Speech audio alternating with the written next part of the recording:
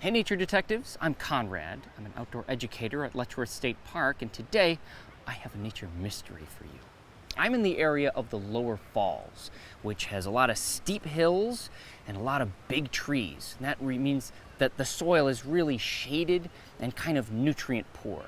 Those can be great conditions for some kind of unusual plants to grow, including some that are pretty poisonous to us humans, but they're harmless unless we eat them. I'll show you what I mean. Take a look at this plant here, and especially at its bright white berries. This is a really cool plant, one of my absolute favorites, and it grows down here in the Lower Falls area. Figure out what kind of plant this is. We'll just use a couple nature clues. First off, of course, those big, loud, white berries. They really stand out on the forest floor. I could see this plant from a long distance away. Even though some of these berries have gotten a little bit old and they've started to shrivel, I still see some big, juicy, good ones right there. Second nature clue is looking more closely at those berries.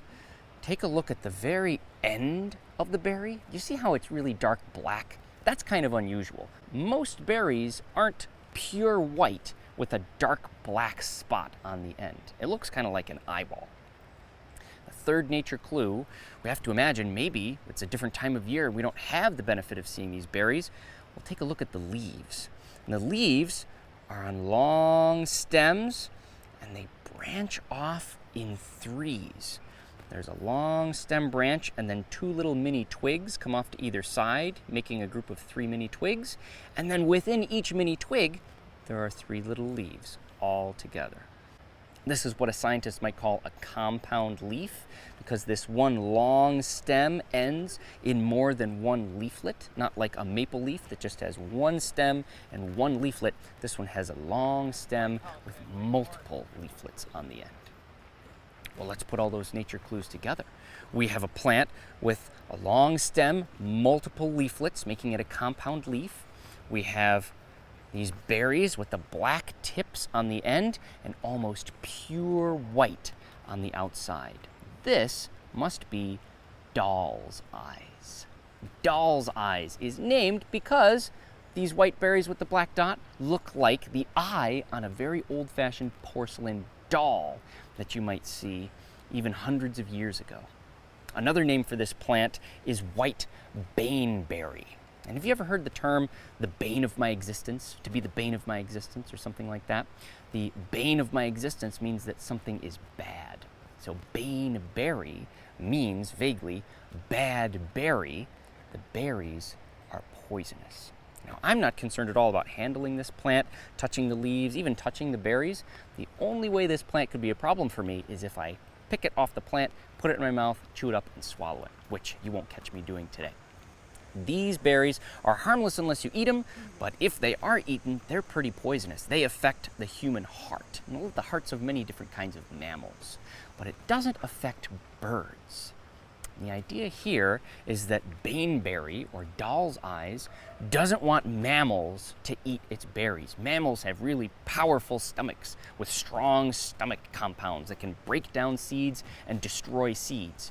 But birds kind of pass their food through them really quickly, and they kind of poop stuff out when they're kind of watery, and they still have seeds in those bird poops.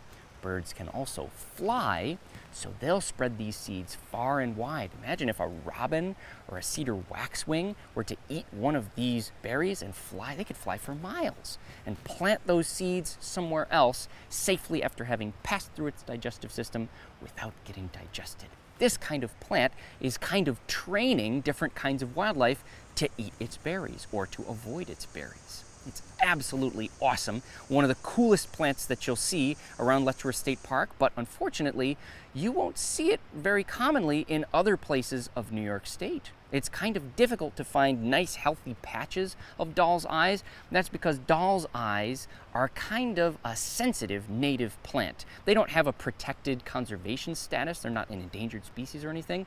But when you find them, it's kind of a special thing.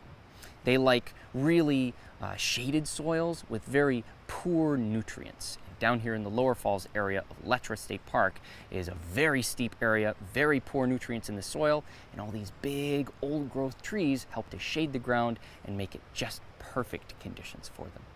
If you really want to put your nature detective skills to the test, go try to find some doll's eyes or some white baneberry in your neighborhood. Remember to look in really nutrient-poor soils that are well shaded, and make sure that you take note of where they are if you do find them, and make sure you don't collect any, because they can be kind of sensitive. We don't want to damage any of the stands of them that do exist. Well, thank you so much for joining me for today's Nature Mystery. If you have any questions about white baneberry or other poisonous plants found in New York State, please put a comment in the comment section below the video. Share this video with your friends to put their nature detective skills to the test. And as always, like Letchworth State Park's Facebook page and follow us on Instagram to stay tuned for more nature mysteries.